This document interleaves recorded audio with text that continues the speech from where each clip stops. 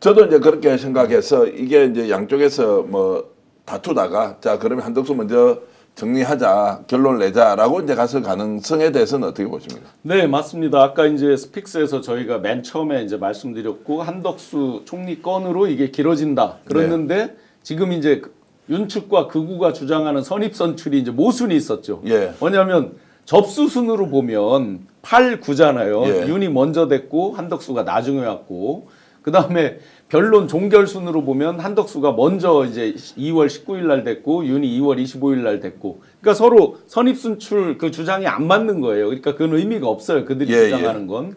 그런데 어쨌든 자 먼저 이제 하겠다고 일단 월요일 날 하겠다고 발표를 했기 때문에 앞에 걸림돌이 다 없어진 거예요. 어쨌든 예. 이제는 걸림돌이 없어요.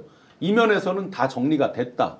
또 한 가지 이제 어제 예를 들어서 헌재 재판관들이 5시에 퇴근했다라고 해서 이제 엄청난 비난을 하더라고요.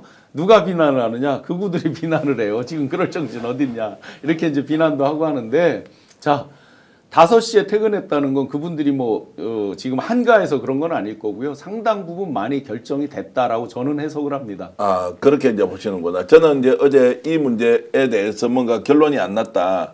윤석열 먼저 할 것이냐 한덕수를 먼저 할 것이냐는 것이 마지막 쟁점이 되어서 정리가 안 되어서 그렇게 했다는 것이고 또 한편으로 오늘 아침 외신기자클럽에서 그 일종의 뭡니까 이제 신청서 받는 거 있지 않습니까?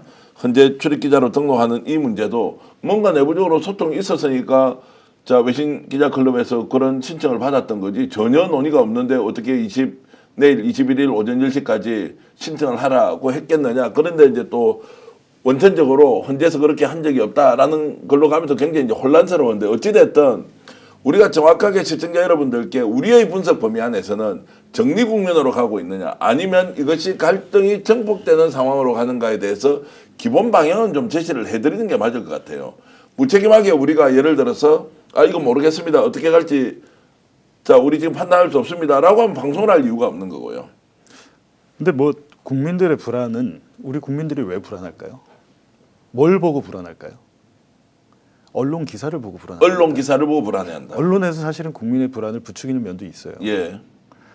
올해 심리하는 건 맞죠. 맞는데 뭐 박근혜 때랑 비교해서 뭐 역대 최장 제목 자체가 그렇잖아요. 예. 근데 이 사건은 박근혜 때와 비교하면 너무도 복잡한 사건입니다. 증인도 많았잖아요. 그리고 이제 그에 따르면 그만큼 기록이 많고 증인 신문도 더 하기 때문에 당연히 오래 걸릴 수밖에 없는 거예요. 절도범 단순한에 물건 하나 훔친 사람이랑 연쇄살인범이랑 재판 기간이 같습니까? 그만큼 이제 사건이 복잡하기 때문에 오래 걸렸다는 것이고 뭐 한 명이 뭐 거기서 반대를 하네, 2명이 반대를 하네, 뭐 각종 찌라시부터 해서 언론 기사 뭐 추측성 난무하는데 결국에는 선고 나면 깔끔하게 정리가 될 겁니다. 네. 선고가 나면 깔끔하게 저는 정리가 돼. 자, 그럼 근데 다만 그 정리하는 과정에서 박근혜 때 보면 그 전원 합의로 했다라는 걸 이제 먼저 얘기하고 이제 박근혜를 파면한다고 얘기를 하잖아요. 재판관 전원에 뭐 합의로 했다라는 것을 하기 위해서 하지 않았나. 뭐 한 분 정도 반대할 수도 있겠는데 그 설득의 과정이나 자기들의 토론의 과정은 있을 수 있었겠다. 근데 지금의 이제 다음 주에 하겠다, 한덕수 먼저 하겠다는 건 사실은 한덕수가 뭐 어떤 변수는 아니잖아요. 한덕수는 어떻게 보면 패키지가 비슷하게 돼 있기 때문에 그게 정리가 완전히 됐구나. 그리고 사실은 선고문을 여러 가지의 버전을 써놓는다고 합니다.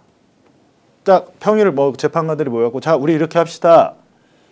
지금부터 이렇게 쓰는 게 아니고 기각이 될 경우, 인용이 될 경우 뭐 이런 식으로 해갖고 여러 재판 연구관들이 이제 초안을 쓸 거 아닙니까? 그분들이 뭐 처음부터 다 쓰진 않을 텐데 여러 가지 버전을 미리 준비를 해놓는 거거든요. 이제 거기에 대해서 평일을 계속 거치면서 뭘 선택할 것이냐 그리고 그 안에 내용 초안으로 돼 있는 걸 어떻게 조정할 것이냐 그 논의를 한 거거든요. 네. 그 과정이 완료가 됐다. 이렇게 보시면 되겠죠. 자, 그래서 이제 한덕수, 윤석열이 연속해서 파면될 수도 있다. 네. 라고 하는 가능성도 열려 있는 거 아니에요? 그렇죠. 인용이 될 수도 있는 거고요. 인용이 될 수 있고 기각된다 하더라도 기각 사유가 뭔지를 제대로 봐야 한다는 거죠. 일단 각하 문제는 얘기하지 않겠습니다.